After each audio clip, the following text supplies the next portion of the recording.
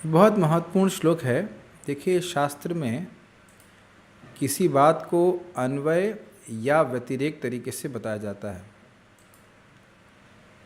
अन्वय का अर्थ होता है कि ये करना है, ये सीधी सीधी बात। और व्यतिरेक का मतलब होता है कि अगर ये व्यक्ति नहीं करता है या इसके उल्टी बात को अगर स्वीकार करता है तो वो उसका क्या प्रभाव होता है। तो हम लोग ने ये बात सुनी है, पिछले जपटाओं को इस बात को सुना था कि जो वाणी भगवान के यश से, नाम से युक्त रहती है और यद्यपि उसमें अलंकार की दृष्टि से बहुत सारे दोष भी क्यों ना हो, अबद्धम यस्मिन प्रतिश्लोकम अबद्धवत भी, यद्यपि उसका प्रतिश्लोक, हर श्लोक भी अबद्ध हो। अबद्ध का मतलब होता है काव्य की दृष्टि से या अलंकार की दृष्टि से वह ठीक ना हो, लेकिन अगर उसमें भगवान श्री कृष्ण का यश है, उनके नाम आदि अंकित हैं, तो साधु पुरुष उसी को स्वीकार करते हैं। लेकिन इस श्लोक में वो कह रहे हैं, नारद जी व्यासदेव जी को कह रहे हैं कि वह कृति जिसमें भगवान का यश नहीं है वह कैसा है उसका वर्णन कर रहे हैं। न यद वचश्चित्र पदम हरेर्यशो जगत पवित्रम प्रगृणीत करहिचित तद्वायसं तीर्थमुशन्ति मानसा न यत्र हंसा निरमन्तु शिक्षया। न यद वचस, ऐसा वचन जो चित्रपद अर्थात विचित्र काव्य अलंकार से युक्त हो, लेकिन हरेर यशः न, उसमें भगवान श्री हरि का नाम यश आदि नहीं हो।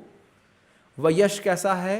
जगत पवित्रम, जगत को पवित्र करता है। कैसे पवित्र करता है? प्रगृणीत करहिचित।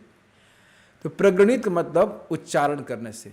जिन भगवान हरि का यश उच्चारण किए जाने से सारे वातावरण को शुद्ध करता है, ऐसे यश से करहिचित, अगर बिल्कुल भी न करहिचित, अगर ऐसा कोई काव्य है, अलंकार है या वाणी है जो बहुत देखने में बहुत सुंदर लग रही है, चित्रपद है, विचित्र लग रहा है, बहुत अद्भुत लग रहा है, लेकिन उसमें भगवान का यश नहीं है, तो तद वायसम तीर्थम, उसको कौवों, वायस का मतलब होता है कौवा, उनको उस वाणी को या उस सृष्टि को, उस काव्य को वायस तीर्थ, तीर्थ मतलब महान स्थान, पवित्र करने वाला। और यहाँ क्या कह रहे हैं?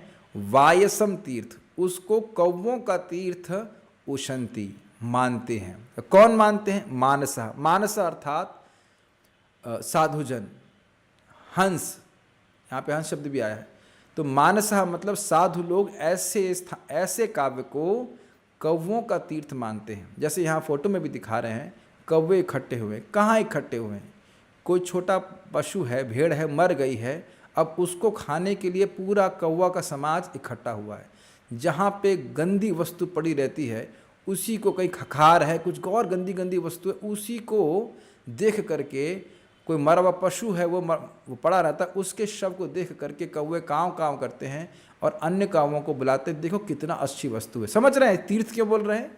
जिस प्रकार से लोग बड़े उत्साह से किसी तीर्थ में जाते हैं, यह समझते हुए कि भाई इससे हमारा बड़ा कल्याण होगा, उसी प्रकार से ऐसे ग्रंथ, ऐसे काव्य रचना जिसमें भगवान का यश नहीं है, उसको बहुत अच्छा मानते हैं। उस प्रकार के लोग जो कौवे जैसे हैं। और इस पर श्रीधर स्वामी कहते हैं कि कामुक विचारों से युक्त जो रचना है वही इसके द्वारा वर्णित है। ऐसी रचनाओं के प्रति कौवे जैसे लोगों की आकर्षण होता है। न यत्र हंसा निरमंती, ऐसे शब्द रचना में या वाक्य रचना में नितराम रमंती ना निरमंती। रमंती मतलब मन जाए और वापस नहीं आए, और निरमंती मतलब बहुत अच्छे से मन जाए, और ना निरमंती का मतलब समझ रहे हैं, मतलब कभी भी मन नहीं जाए। अर्थात जो हंस प्रकृति के लोग हैं उनका मन कभी भी ऐसी रचना के प्रति नहीं जाता है। तो आप समझ गए, हंसों का जो कह सकते हैं, हंसों के लिए जो बहुत अच्छी उपादेय वस्तु है, उपादेय का मतलब होता है जिसको वो अच्छा मानते हैं, उन्हीं को वही चीज़ अच्छी वस्तु है। आप समझ ही सकते हैं जो कौवे प्रकार के लोग हैं, उनको कोई अच्छी चीज़ वस्तु लगती है, उसको व्यक्ति उसके प्रति कैसे आकृष्ट हो सकता है। और आगे वो बोलते हैं निर्मंत्य उशिक्षया। उशिक्षा मतलब वह तो भगवान के धाम के निवासी होते हैं, वो जहाँ भी जाते हैं साधु पुरुष हंस लोग, वह तो भगवान के यश को ही गाते हैं। आपको जानते होंगे हंस का अर्थ भी होता है, हंस का गुण होता है कि दूध से दूध ग्रहण कर लेता है और पानी छोड़ देता है।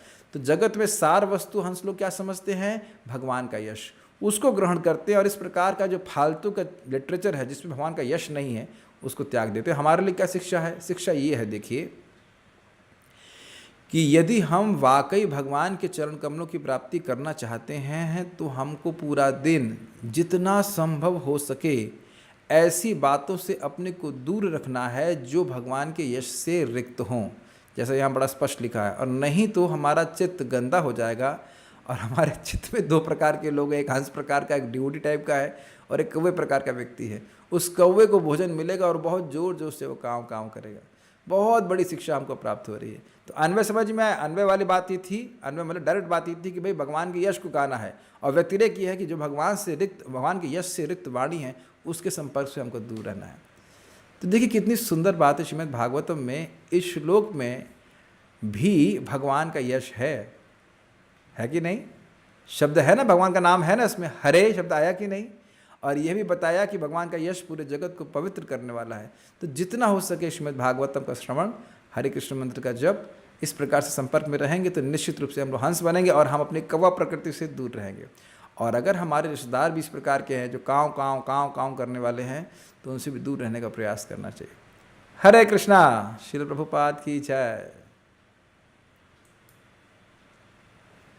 हाँ, एक बात और कहने वाली है इसमें। देखिए कि जब हम सब लोग सुबह जप करते हैं, हम सब साथ में आते हैं, तो सारे के सारे हंस इकट्ठे होकर के जप कर रहे हैं। प्रभुपाद जी इसी के तात्पर्य में कहते हैं कि क्या कहते हैं उसको, एक प्रकार के पक्षी एक साथ रहते, तो हंस एक साथ रहेंगे, उनको हंस को अपनी बातें अच्छी लगती हैं, और कौवे एक साथ रहेंगे तो कौवों को हंस की बात अच्छी नहीं लगेगी और हंसों को कौवों की बात अच्छी नहीं लगेगी, उनको क्लब नहीं कर सकते। तो ये अच्छा है कि सभी लोग सुबह उठ करके आएँ और सब लोग साथ में आकर के भागवत सुने या नाम जप करें। तो इस प्रकार के हंसों का संग करके हम चाहे कौवा प्रकृति के भी क्यों ना हो, लेकिन धीरे धीरे हमारा कलर चेंज हो जाएगा। हरे कृष्णा।